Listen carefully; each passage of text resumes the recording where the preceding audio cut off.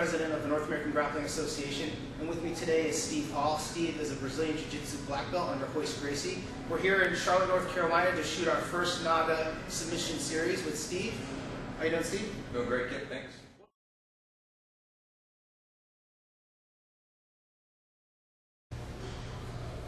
Okay, so now we're going to talk about guillotines. The traditional guillotine is kind of an outdated movement. It's still good to know. It's still good to know how to defend it, how to apply it. But when I first started training, the guillotine was kind of a joke move. If you got caught in it, then you really didn't know a lot of jiu-jitsu. It's not entirely true, but there is a little bit of an element of truth to it. But something that has changed in the past 5 or 6 years is the arm-in guillotine. The arm-in guillotine is a little bit different application. So we'll look at both of them, touch on the traditional guillotine real quick, and then look at the difference between the two. So first thing that we're looking for is the traditional guillotine it's a cut on the neck. And I make my position here, and I bring my arm up, and I'm making my pressure directly into the tray this way. When we start talking about the traditional guillotine versus the arm-in guillotine, the arm-in guillotine is more like an accordion that you're trying to smash the guy together. There's a fatal flaw in the traditional guillotine that usually if you pull back and you land back hard, the guy's head will pop out of your shoulder. With the arm-in guillotine, that's not really an option, so it really just tightens everything down.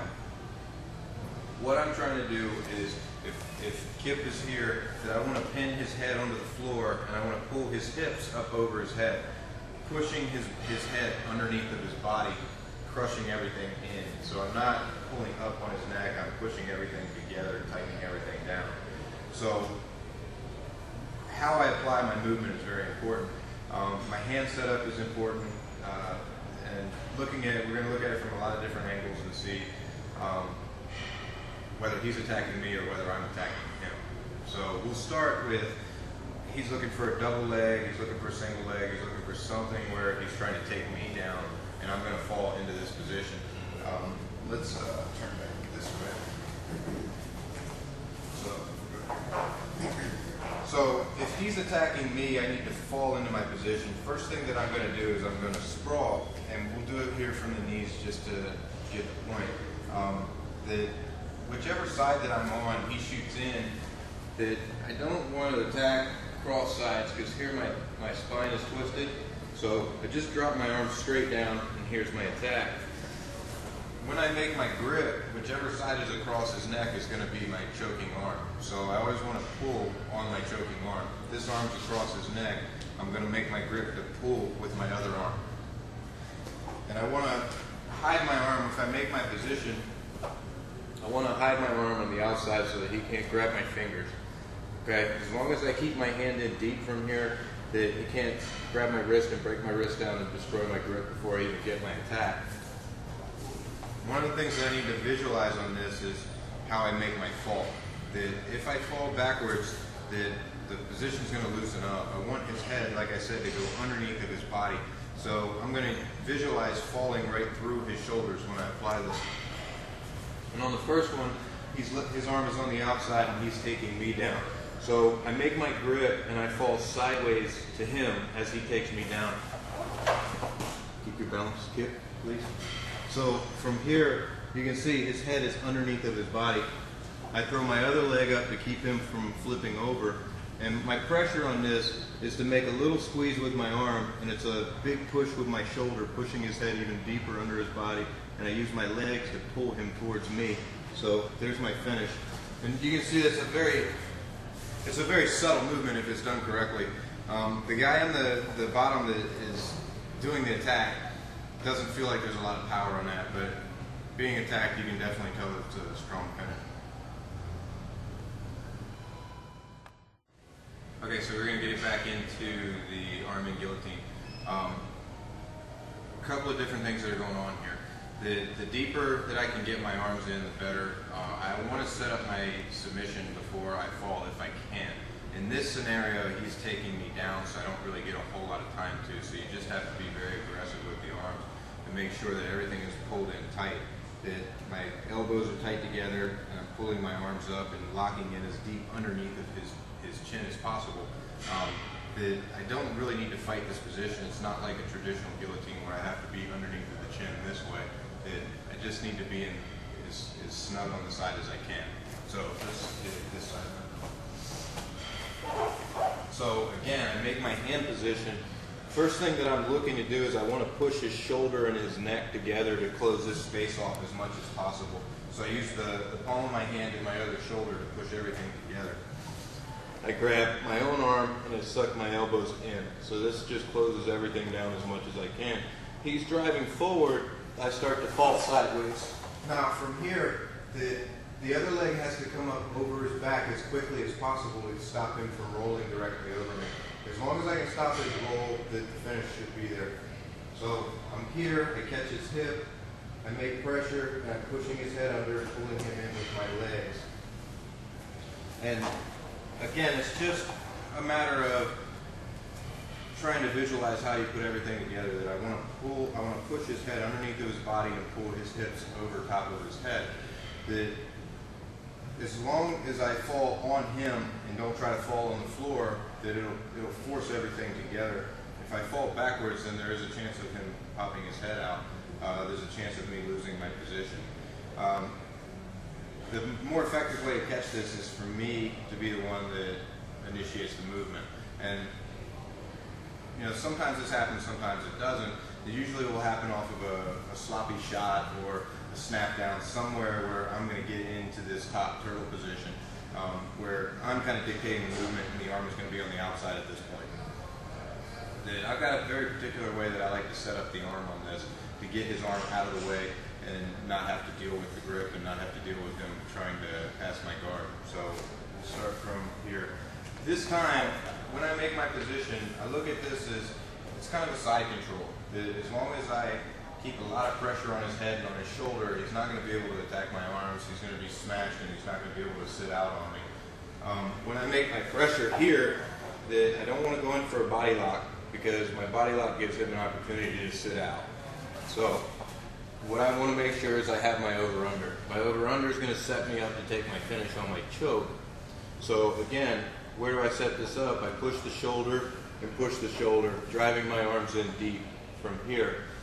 Now I need to pass this arm. He's going to try to stop me from coming around the side, and I really don't care about this because I'm going to go over top of it. That I bring my knee up, I put it on top of his shoulder, and now I'm going to pivot around his arm with my knee. He wants to grab my foot, it doesn't make a difference. So once I make my position, then I'm going to use my leg to help break his balance. That I'm going to push his arm underneath with my leg and pull his head over his arm to take a lot of that structure out of his frame.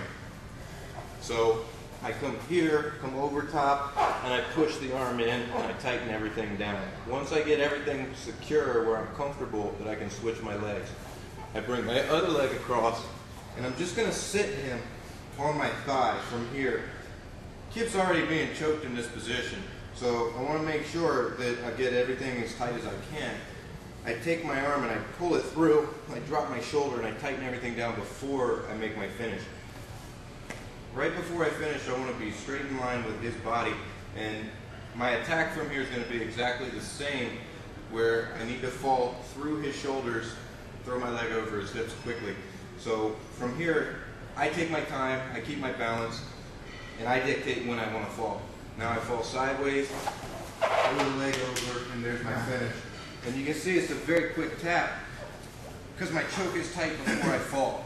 And this is one thing that I try to get on all of my guillotines. As long as he's in a little bit of danger before I make my fall, that the fall makes everything tighter. That I don't want it to be loose and then have to tighten it up after the fact. Okay, so we're just going to hit the same choke again from a couple of different angles. So we'll start facing this way. So again, my hips are down, my weight is heavy. I smash the arm together and make my grip. My first leg comes in over the shoulder to break his balance. You can see from this angle that I've pushed his elbow underneath of him a little bit. Now I switch my knee and I square up with him.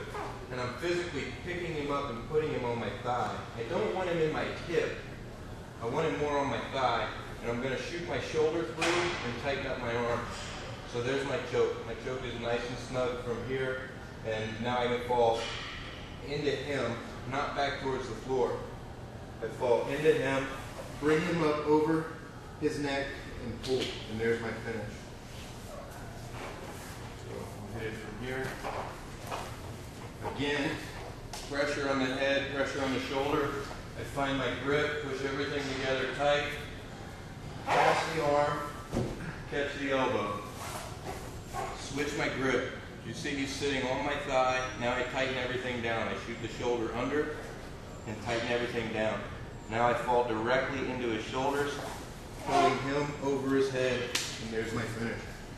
The more that I'm on my side here, the better. If I go to my back, it's going to loosen the submission. So I want to make sure that I curl everything together towards his body.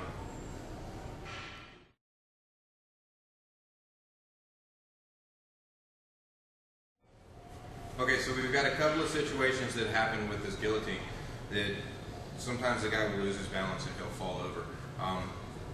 If he goes to his back and he rolls me, it's a little bit different scenario. Then my finish is going to be a little bit different. But on this one, everything is exactly the same.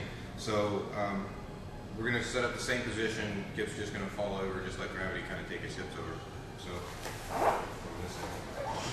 I catch my position, exactly the same.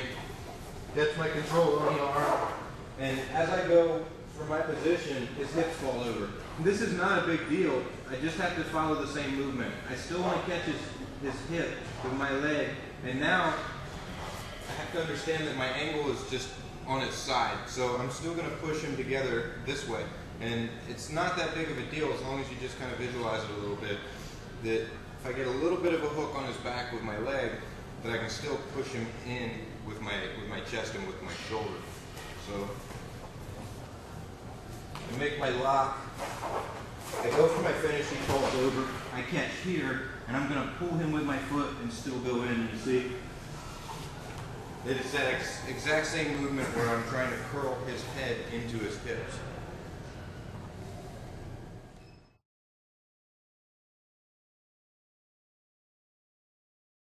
So now we're going to do the same scenario again. This time Kip is going to be a little bit more aggressive to take me over with him. Sometimes the guy will panic from this position and he'll try to roll out of this guillotine. It really doesn't help him any because as long as I keep my arms intact, the submission doesn't go anywhere. And we're going to hit two situations here. One of them where I follow him into a mount, and the second one where I go into a side control. Both of them are fine. They're a little bit different situation depending on how big my opponent is and how good my grip is. So we'll start with him pulling me into the mount position. The mount is, again, it's the exact same position, just flipped over. So my finish has to be the same. That I'm going to post on the floor and try to roll his body together. So let's start over here. I make my attack the exact same way. Catch the arm. Catch the arm. This time, he knows that I'm going to try to roll him, and I'm going to try to fall into my position, so he rolls. I go over with him and go directly into my mount. You can see that I'm posted on my head. So from here, all I need to do is hook with my legs, and I pull him towards me with my feet, and I look up and back with my shoulder to get my finish.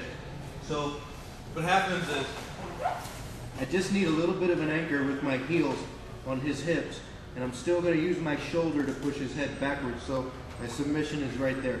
And don't be afraid to maintain the position on this one, because like I said, the person that's attacking doesn't feel like they have a lot of pressure on it, but it's definitely there. All that's happening is you're rolling his chin into his chest, and that's enough to cut the trach off. That you can tell as I push my head down that it changes my voice, that I don't even have to have anything in there. That the arm can be along the side of the jaw, it doesn't have to be way up underneath the chin. So just by pushing my head down or rolling it in towards my hips, that's what creates this choke. So as long as I keep the integrity of my grip, the finish is going to be there. So we'll look at that again on this side. So I make my attack, I catch my move, he rolls, I follow him over, and you see I hook with my heel and make my pressure here.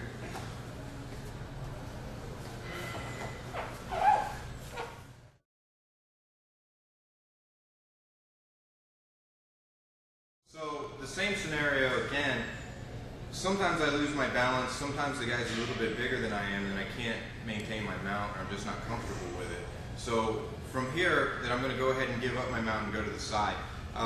This is personal preference. It doesn't make a big difference either way. Both of them are strong, both of them are good finishes. You have to kind of feel it out on your own to see which one's better for you. So we'll make the same movement again. Let's turn this way. I make my same attack again. Here, I fall, he takes me over. This time, I'm going to pass all the way across, all the way to the side. Now I'm going to drop my hips, and I'm going to try to look over top of my head this way. And you see, it's the exact same movement again, it's just my body's off to the side instead of in the mount. And this just brings all of my weight off to the side, so there's not much of a chance of him rolling me or getting out from there. They're both great finishes, but like I said, it's kind of personal preference. Which one do you want to go to?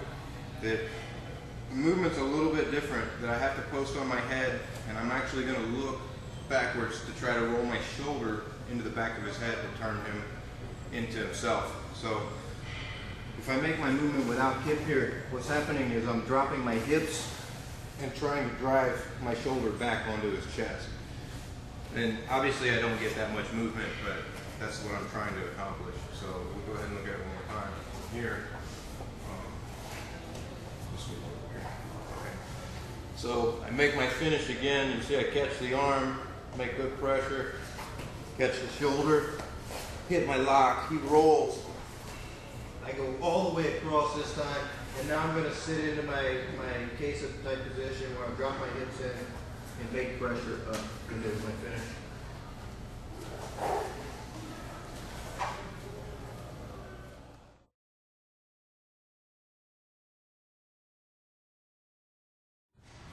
Okay, so now we're going to hit the same scenario again. This time Kip is going to drive his weight towards me. This really isn't effective for the guy that's being attacked because his arm is across his body. All he's really trying to do is knock me over, and you'll see that it kind of helps me a little bit, but I just have to be ready for it in case it happens.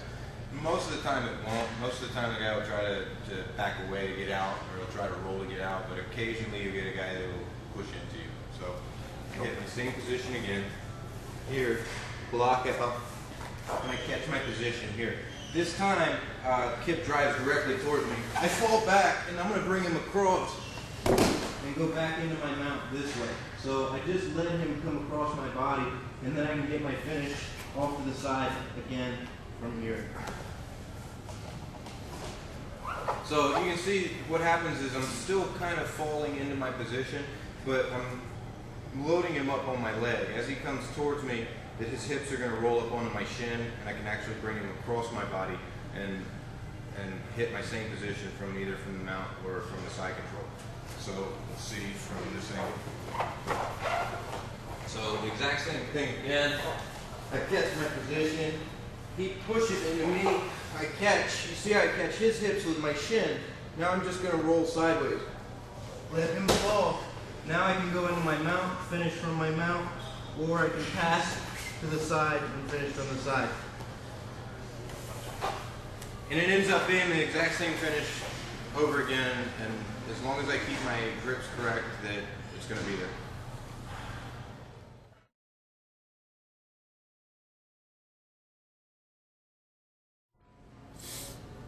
Hey guys, this is Scott Zeman. He's a Royce Gracie brown belt. He's been training with me for about 1.5 years now.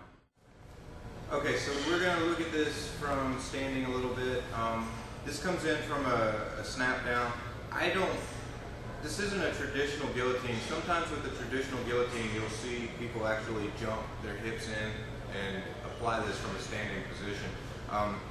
It's really not as effective because I want to curl everything underneath of them. What I really look for on this one is to really snap my partner down and get away from him and drag them backwards until their head gets closer to the ground. Then I can make my attack with my hips. So we'll go ahead and stand. Okay, so from the standing position, a lot of times what will happen is I'll go for my guillotine, and if I jump too quickly, that I'll actually fall out of it. And this is something I see happen in tournaments all the time, where the guy will get his good hand position, and then he'll get a little bit aggressive with his hips, and then end up falling onto the ground, and the guy will end up passing his guard. So the way that I'm going to stop that is I'm going to use a little bit more of a sprawl, a little bit more of a snap down to kind of drag Scott backwards so that I can seat my position in a little bit safer. So I can catch this from a lot of positions. Sometimes it happens just from me pulling him down and snapping him underneath of me, where I pull him under and I catch my position here. I catch my hands, and now once I make my lock that I don't want to throw my hips in, that I want to start sprawling backwards. Scott's going to be driving forward, and I'm going to be just hopping backwards with my weight on him. And you see, this is enough to bring him down. Now I can start to set up my position, set up my clean finish, and finish my choke.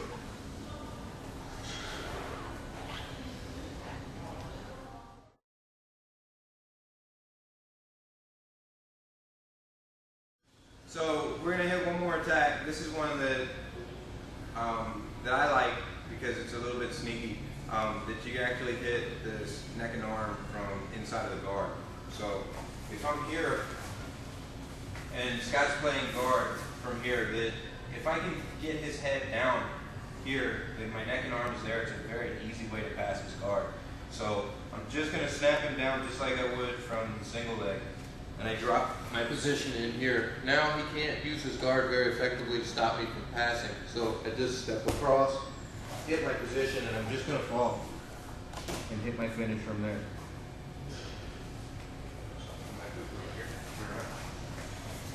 So we're playing from here. This situation comes up quite a bit where the guy just sits up on me. I'm having a tough time putting him back on his back, so I bring him into me, and I just fall on here. I sprawl, catch my neck and arm, and I'm just going to pass, stepping over the leg, passing through, and there's my finish on my neck and arm, just like we did before. So turn it back to the camera. So I'm here, I snap the head down, and I'm going to drop my weight on the back of his neck. I catch my grip from here, I step under, and fall. There's my finish on my neck and arm.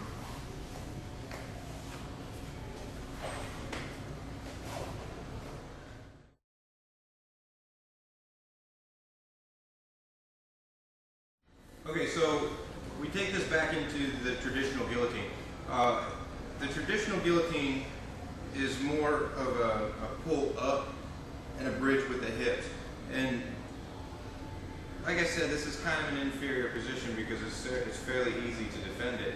It's one of the first attacks that I learned when I started training Jiu-Jitsu, and it's also one of the first defenses that I learned. When I first started training as a white belt and blue belt, that it was kind of laughed at. If you got caught in a guillotine, that you really didn't know much Jiu-Jitsu.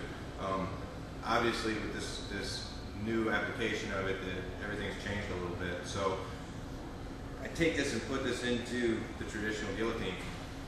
I catch my same position, and it's a little bit trickier because I need to isolate his head, but I can make that same position again and catch on the head, and instead of catching with the blade of my arm, I go ahead and catch it a little bit deeper into the crook of my elbow. So I can come in here, and I make my position exactly the same as my arm in guillotine, and I make the pressure on the side. So I can still pass the arm or go underneath of the arm, either one. Here I'll go under, step in, and I make my position from the side again. And you can see the more that I am on Scott's side, the tighter this gets. So I'll get this from here. So it's kind of a new twist on the old guillotine, that the application is still to roll his head underneath of his body. So here I isolate the head. I'm also hiding my hands. The more that I can bring my hands up into his trap, the deeper this choke is going to be, the less chance there is of him grabbing my fingers and grabbing my wrist. So I pull my hands in deep. Now I can either pass the leg or go around it. here I'll go right through it. I catch my position, and you can see that there's still that sharp angle on his neck, and I push down with my shoulder and pull with my leg.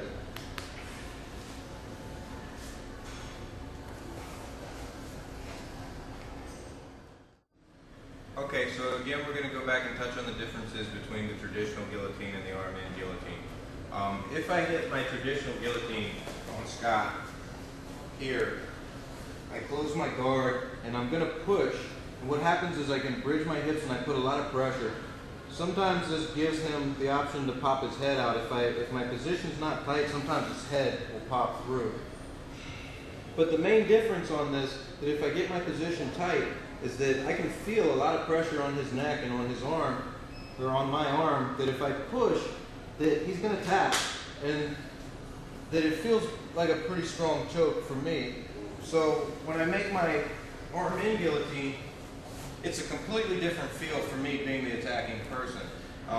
That I'm not putting a lot of pressure on him. It's really just the position that's doing all the work. So it doesn't feel like it's as tight of a choke, but for the guy that's being choked, he definitely knows that it's going on.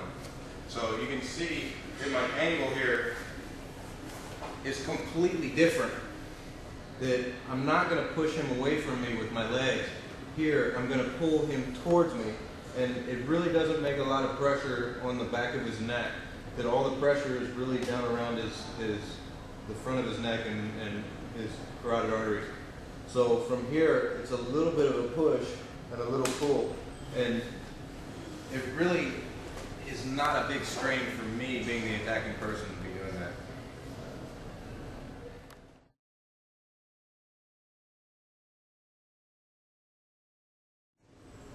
Okay, so one of the things that we deal with here is attacking from the side control.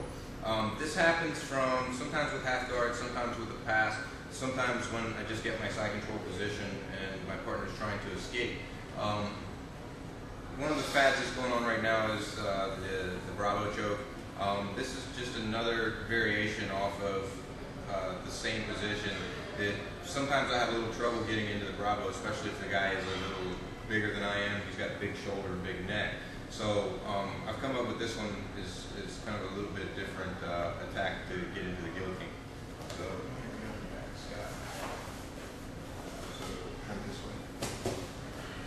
So I catch my side control here. A lot of times the guy would pummel for the underhook and he'll try to turn into me. Anytime that he turns into me, that he's giving me the position.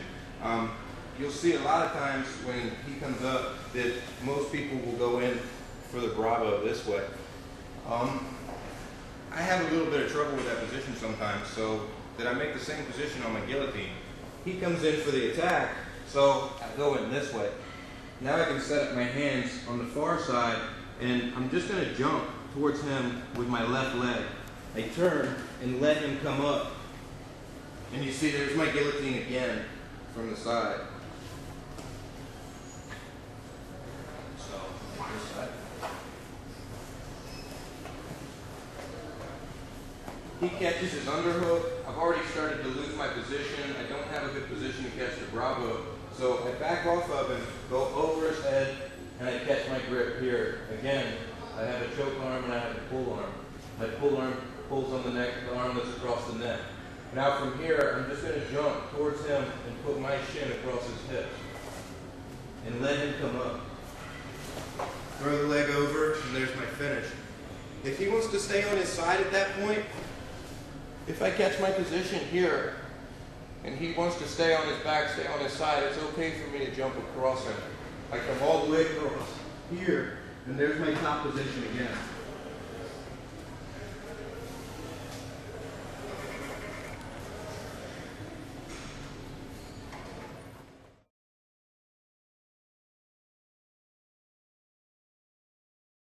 The Bravo it's a fairly standard choke, and a lot of people can catch it from a lot of different angles, but one thing that I picked up was the finish.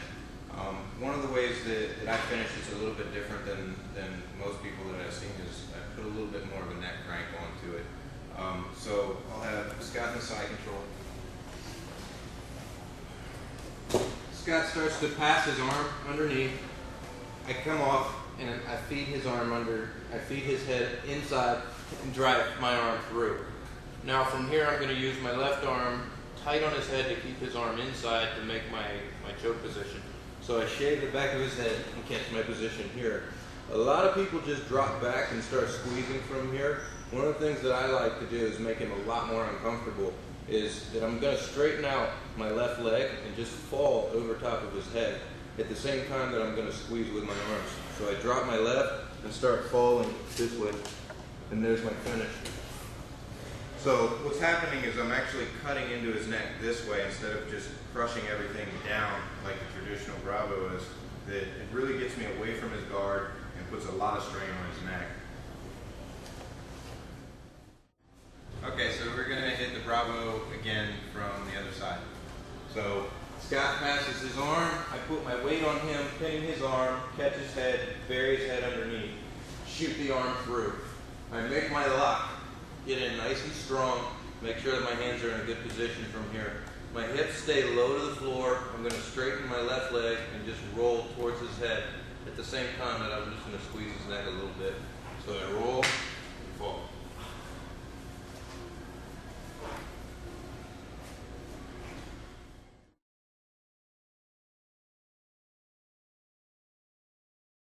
Okay, so one of the things that this whole neck and arm series feeds into is the anaconda choke. The anaconda choke is one that I really like it, but it's kind of contingent on if you can get your arms locked or not. If I can't make my arm position, then the neck and arm choke is always there. So this is one that you can get very good at this one, but you have to kind of pick your partner. It doesn't seem to be quite as effective against a guy that's got a really big upper body. So we want to just kind of look at who that I'm attacking with this. But we'll go ahead and look at the anaconda from here. I set up my anaconda exactly the same as I set up my neck and arm. The arm comes in across, and I push the neck and the shoulder together to make this space as small as possible. The more that I drop my elbow through, the better. So I really have to put a lot of pressure down on my shoulder and really open up my shoulder as much as possible. This is going to make it a lot easier for me to catch my second bicep. My other arm just comes up and it just relaxes up on top of his back. So I've got a Mataleon from here. Just like with the neck and arm, the tighter that I can make my choke before I roll, the better the submission is going to be. So I want to take my time, have patience with this, make sure that my grips are strong before I try to move. You see lots of people try this one and they roll and they'll fall, they'll slide right down the guy's arm and the guy will get out and get the top position. This is just jumping the gun a little bit that they've just moved before they got their grip. So let's turn this way. So I catch my position, drop my shoulder through, I put a lot of weight on his head, pushing his shoulder in. Now from here, this elbow is in the way. So I can do the same thing that I did with my neck and arm. I bring my right knee in and I push him over the arm a little bit. And he might not lose his balance. I'm not really looking for him to fall too much on this. I'm just looking to get his elbow past that 90 degree so that I've got a little bit of a hole that I can go through. So now I'm going to visualize putting my head right through here. As I fall, I want to roll, and his head is already attached to my sternum, and I want to keep his head right where it is. If his head stays on my sternum, my finish is going to be very simple. If his head comes off, then I'm going to have to work for it a little bit. So I want to make sure that everything sticks right where it is. I drop my position, and I barrel roll. Bringing him across my body from here. Now I'm going to squeeze with my arms, and again, just like the neck and arm, I want to roll his head towards his hips. And I do that with my body. So I start to walk my hips in and push his head down, and there's my finish. So see it from this angle. Again, a lot of pressure on the shoulder, pushing everything together, making sure that my position is nice and tight. If he doesn't want to roll, he wants to keep his elbow out, I use my knee and pull him over his elbow a little bit. If he falls, it doesn't make a difference. I'm still going to roll with him. I take him across, make sure I get his arm, and then I'm going to start walking my hips in for my finish.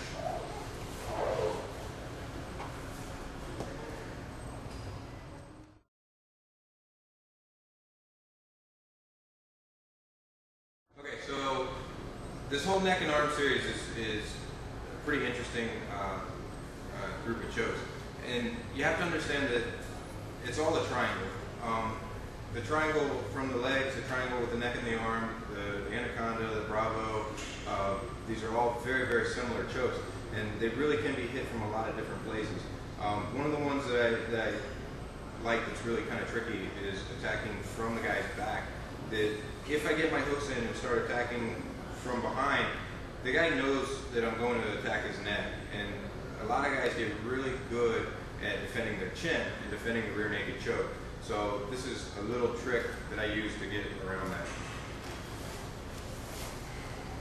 So I catch my hooks that he knows that I'm going to attack his chin, so he starts defending his neck. So I'm having trouble finding the neck with whatever.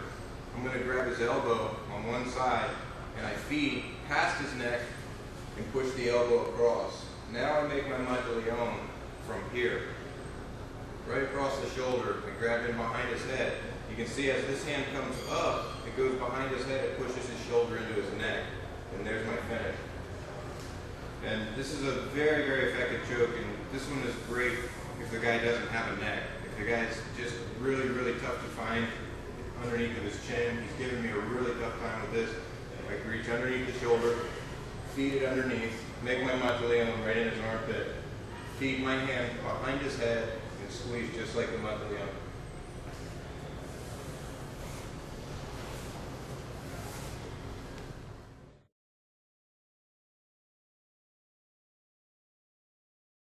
Okay, so we've got one that's a little tricky that is kind of the reverse of the one that we just did. Kip is going to take my back, and I'm going to end up doing the same thing to him. This one is a little contingent on me getting control of his arm and making sure that I have control of his balance a little bit. But it's not a real high percentage finish, but if you can get the arm across it, it's kind of a neat choke. So go ahead and look at it. So Kip takes my back, and of course I defend my position. I shrug my shoulder to hide my neck. I'm going to grab his arm and bring his arm across. And we've got defenses from here that I can use to escape, but if I can get his arm across my neck and start looking backwards, that I can actually choke him from here. That I just take the side that his head is on, reach up behind his head, grab my own hand, and I pull from here, and there's my finish. So we go here, I defend, I drag his arm across, and I look backwards, putting pressure on his shoulder, again cutting the space between his neck and his shoulder as low as possible. I reach back, hook his head, grab palm to palm, and I squeeze, and there's my finish.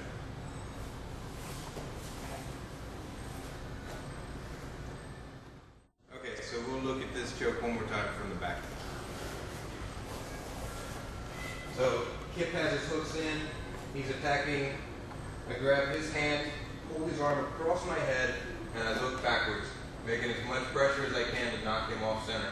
My left arm comes around his head, and I hook behind his head, get as much of his neck as I can.